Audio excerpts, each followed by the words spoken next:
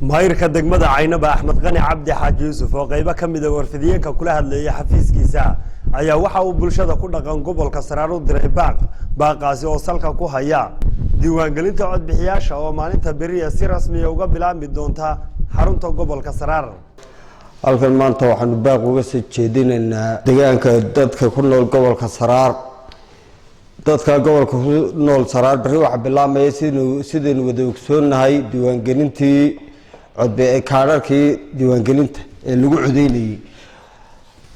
kaadharka waxaa qaadanaya sida komishanka waad ka maqasheen 3 qolo maaha dadkoo dhan inuu wada qaadanayo 3 qolo qaadanaya. 3 qolo waxa weeyaan qofkaan hore isu diiwaangelin berigii hore meel kasta ku maqnaaday iyo qofkii da'da ka yaraa markaas maanta qaan gaadhay.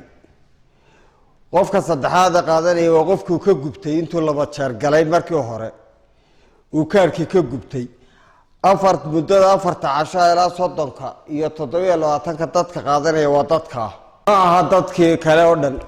qofka meel u bedelanaya iyo qofka kaarku ka lumay waxaasi geli maayaan triibkan waayo wax weeyaan kii codaynta ma haysa weeyaan. marka waxaynu ku dadaalaynaa dadka maqana lagu doonayaa xuduudaha ka talaabay oo rag iyo dumar dhalinyaro waayee loo wada guntanayaa sidaan qof kasta uu ka heli lahaa. maanta maaha musharax ma joogo xisbiyaal ma joogaan qofku kaarkiisii uu ku codayn lahaa ama xuquuqdiisa dee uu ku heli lahaa xaq u lahaa ama wax ku diidi lahaa ama wax ku dooran lahaa ayuunbuu rabaa.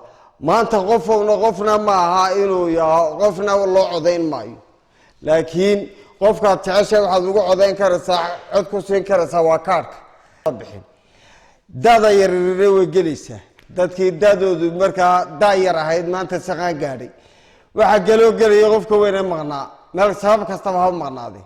3 qolo ayaa sidoo komishanku ka dhawaajiyay maanta gelaya laakiin kaar bedelistii kii lumay muddo dambe dib loo qaadayaa. waxaan mar labaad iyo mar saddexaad bulshada ugu baaqayaa inay kaarka qaataan oo loo diyaar garoobo waayeelkooda ganacsatadooda siyaasiyiintooda dhalinyaradooda rag iyo haweenba. وعلي هذا diray علي ثاني wararka telefishanka on cable magaalada Caynaba.